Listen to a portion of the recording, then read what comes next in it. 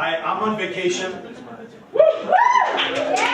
My first vacation all year. So in honor of my vacation and in honor of the theme, I woke up, I put on a pot of coffee, and I went to YouTube and I listened to 4 hours of Terence McKenna lectures on novelty.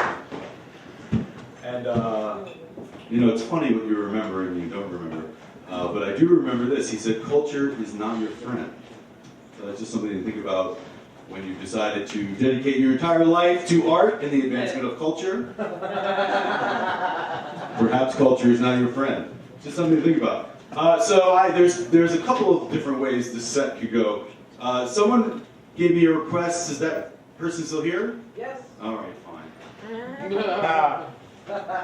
I'll do the request then. He is listening, isn't he?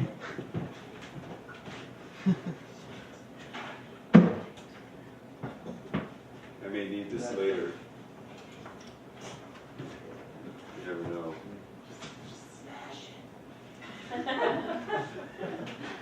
Should we just smash it?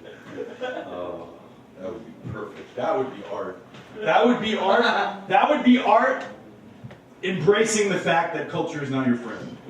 I fucking get it now! Holy shit! I always, at the Hard Rock Cafe, they have the exhibit, like the smash guitar, and like Pete Townsend would smash guitar, and when I was broke and living on a slice of pizza a day and had no guitar, and I was like, fuck them! Fuck them for smashing those guitars. I could be using that guitar to fucking write songs on, but no! These fucking rich, stupid, arrogant motherfuckers have to smash those fucking guitars. But now I get it. So that's resolved.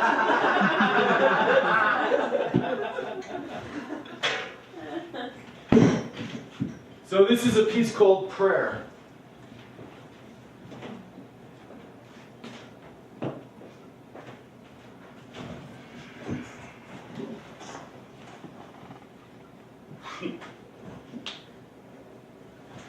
Under the almost sexual rhythms of the panicked earnestness of alarm, I allow myself a nice moment. I'm sensing an opportunity here.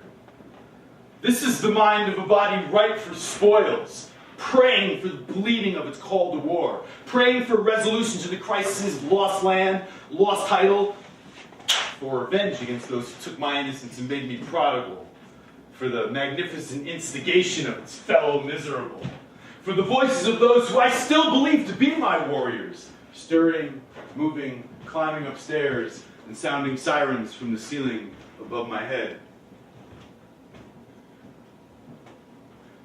This is what you felt, isn't it? Before you up and snapped and left? You were not returning to anything? You were not running away? I get it now. Everything but me is the cure. Still, I'm sensing an opportunity here to rediscover words, to reestablish plots, to realign threads, a chance to do whatever I want to do with my body, a chance to make words, a chance to repeat them, and a chance to shut the fuck up and bring those words back to life in prayer. But for who? Who deserves this? It will be for the memory. The memory of those who walked halfway to Albany, meditated in an Adirondack Trailways depot in Kingston, rubbing quarters together with their necks sweat, who gave in, toasted like a king, to state hopping, planet hopping, and wild dreams of New Orleans and Henry Miller drunk on 103rd Street. For the drizzle-soaked subway stations, built by millions of invisible, long-dead hands. And in a moment of weakness, for my hands too, who in a moment of selfishness feel their way across my face, feeling for scabs to will into scars, spitting cartilage on the cracked tile. In the subway station of her desire, I sit, a red line, caught between my floor and her sky, never to return. I sit and wait. I let pass trains. I pick up and hang up phones. I chant their names, go through old beds, rifle through old mail.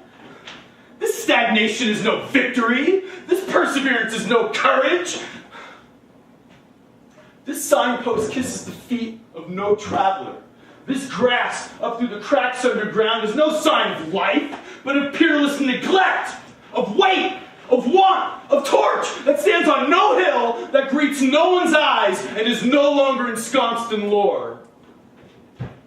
And I can no longer call y'all down as my spine, as my rabid love to disinfect the world, for you are no longer mine. So, out the door, out the window, out this stage, I call down the war.